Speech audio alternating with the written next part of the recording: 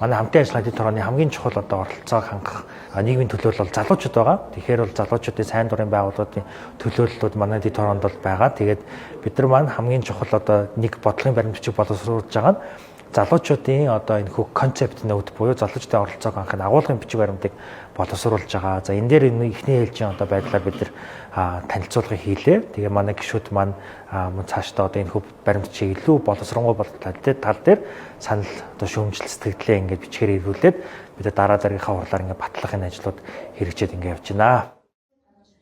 Талуудын 17 дугаар баг хурлын бэлтгэл ажлын хүрээнд Хөдөө аж ахуйн их сургууль, Монгол Улсын их сургууль, Монголын оюутны холбоо, үндэсний байгаль орчны залуучуудын зөвлөл, конвенцийн залуу хэлэлцээрт оролцогчдын төлөөлөл, скаутын холбоо хамтран 2026 оны 6 дугаар сард Миникоп арга хэмжээг зохион байгуулахаар төлөвлөн ажиллаж байна. Бэлтгэл ажлын явц болон зохион байгуулалтын талаар танилцуулсан юм. Мөн хамтын ажиллагааны дэд хорооны хурлаар эрдэмтдийн уулзалтыг зохион байгуулж, хурлаас гаргасан санал зөвлөмжийг танилцууллаа.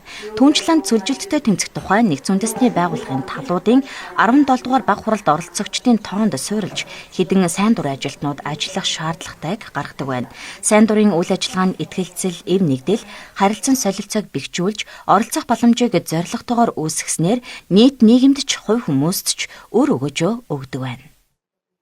Монголын улаан заалмай нийгэмлэгийн үндсэн 7 зарчимд байдаг.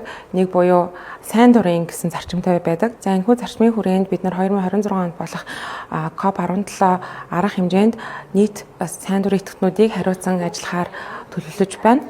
Монгол Улсын иргэн ахлах ангийн 11, 12 дугаар ангийн сурагчид болон оюутан залуусаас нээлттэй сонгон шалгаруулалтыг зарлаж ажиллахаар төлөвлөж байна. Сайн дурын үйл ажиллагаанд хүсэл эрмэлзэлтэй ажиллах чин хүсэлтэй хүүхд залуучуудыг нээлттэйгээр сонгон шалгаруулах болно.